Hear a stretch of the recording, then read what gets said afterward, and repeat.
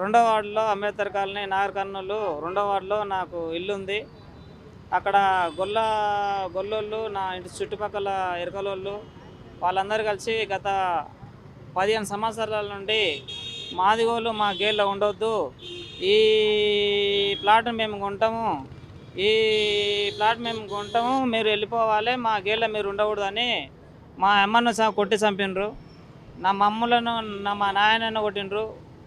నన్ను మా తమ్ముడిని ముగ్గురు అన్నదమ్ముల మేము మా ఇంటి మీదకి వచ్చి దాడి చేసి కొట్టిండ్రు. రెండవది మా చిన్నాయన కావలి చంద్రయ్య నాగనోళ్ళు కావలి లక్ష్మయ్య వాళ్ళు భూమి పంచాయతీ భూమి సరిహద్దులు పాతుకుందామంటే నన్ను భూమిని కొతే నన్ను మా తమ్ముడిని వాళ్ళు ఇష్టానుసారంగా కొడుతున్నారు. కొట్టినవడకంగా పోలీస్ స్టేషన్లోకి పోయి కంప్లైంట్ ఇచ్చిన, ఎస్ఐకి ఇచ్చిన, సిఐకి ఇచ్చిన, ఎస్పీ కూడా ఇచ్చిన. అయినోడకంగా నాకేం న్యాయం జరగలేదు.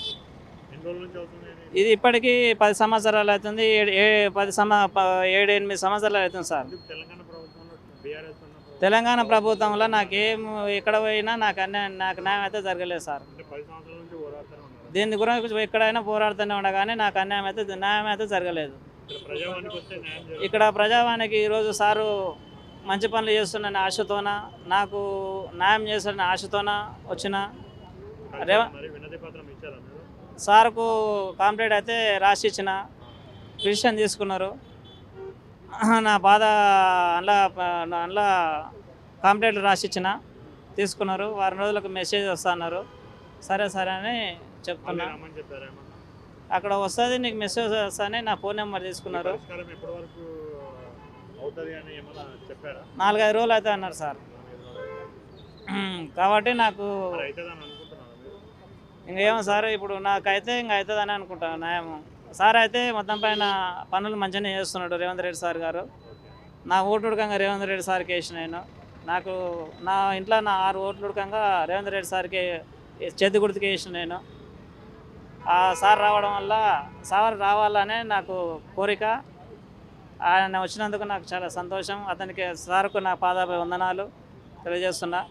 కాబట్టి నా చర్య వెంటనే తీసుకొని నా యొక్క బాధను అర్థం చేసుకొని నాకు న్యాయం చేయాలని ఆయన కాలు మొక్కుతున్నా సార్.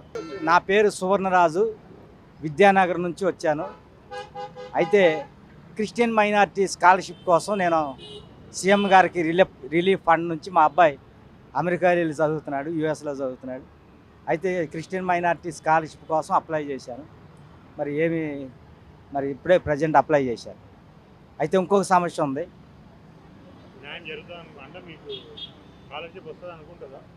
స్కాలర్షిప్ అంటే ఇప్పుడు తెలంగాణ వచ్చింది, ఇప్పుడు ఇండియాకి స్వాతంత్రం వచ్చిన తర్వాత మరి ఆగస్టు 15 స్వాతంత్రం వచ్చింది. మరి నవంబర్ 26 పూర్తి స్వాతంత్రం వచ్చింది. అలాగే మన ఈ యొక్క తెలంగాణకి స్వాతంత్రం వచ్చింది, కానీ 10 సంవత్సరాల తర్వాత ఈ ప్రజావాణి అని పూర్తి స్వాతంత్రం, ప్రతి ఒక్కరు కూడా సమస్యలు పరిష్కారం చేస్తారన్న ఆశతో అందరూ వస్తున్నారు. ఎవరు కూడా అసలు అదొక మగత, అదొక బుసుకు మరి తొలగిపోయినట్లే ఉంది.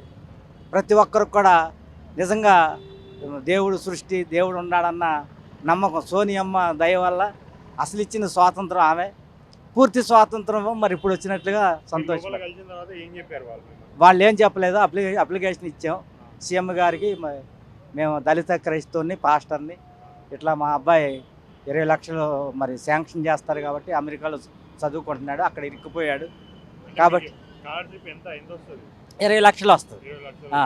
అయితే మైనారిటీ క్రైస్తవులకు రావాల్సినటువంటి, దళిత క్రైస్తవులకు రావాల్సినటువంటి స్కాలర్షిప్లను చాలామంది 10th క్లాస్లో టీసీలో క్రిస్టియన్ అని పెట్టుకుని వాళ్ళు లబ్ధి పొందుతున్నారు. అట్లా అసలు దళిత క్రైస్తవులకి అసలు స్కాలర్షిప్ 10 సంవత్సరాల నుంచి రావట్లేదు.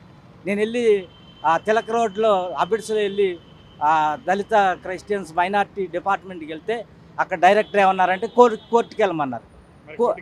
కోర్టుకి వెళ్ళాలి. ఇప్పుడు ప్రస్తుతం ఇక్కడ పరిష్కారం జరుగుద్దేమోనని వెయిట్ చేస్తున్నాం. మరి తప్పదు. మరి 10 సంవత్సరాల నుంచి దళిత క్రైస్తవులకి తెలంగాణ ప్రభుత్వంలో అన్యాయం జరుగుతుంది. ఇప్పుడు కాంగ్రెస్ వచ్చింది కాబట్టి మరి వీళ్ళు చేస్తారో చేయరో మరి మరి భయంకరమైన సమస్యలు ఉన్నాయి. లోపల మిమ్మల్ని అంటే వాళ్ళు ఎలా స్పందించారు మీరు వెళ్తే? అప్లికేషన్ ఇద్దామని మళ్ళీ రేపు శుక్రవారం వచ్చేస్తాను దాని విషయంలో. మరి అంతేకాదు దళిత క్రైస్తవులకి చాలా అన్యాయం జరుగుతుంది. ఇంకొక సమస్య ఉంది. మేము విద్యానగర్లో ఉంటాం, ఒక 55 గజాల్లో ఆ స్థలంలో ఉంటాం. పక్కన స్థలంలో ఇంకొక 55 గజాలు చర్చి కోసం నియమించిన స్థలంలో ముస్లిమ్స్ కబ్జా చేసి మాట్లాడితే వాళ్ళు పోలీసులు మెయింటైన్ చేయటం, అధికారులు మెయింటైన్ చేయటం, బీఆర్ఎస్ ప్రభుత్వ అధికారులు మెయింటైన్ చేయటం, కార్పొరేటర్ని అలాగే ఎమ్మెల్యేని మెయింటైన్ చేసి 10 సంవత్సరాల నుంచి వాళ్ళు మా మీద దాడి చేస్తూ ఆ విధంగా మాకు రావాల్సిన స్థలమేమో మాది, ఆ యొక్క డాక్యుమెంట్లేమో మావి, అయితే అనుభవించేది మాత్రం వాళ్ళు అనుభవిస్తారు. ప్రజావాణిలో ఇది కూడా తెలియపరచాలని అనుకుంటున్నాను.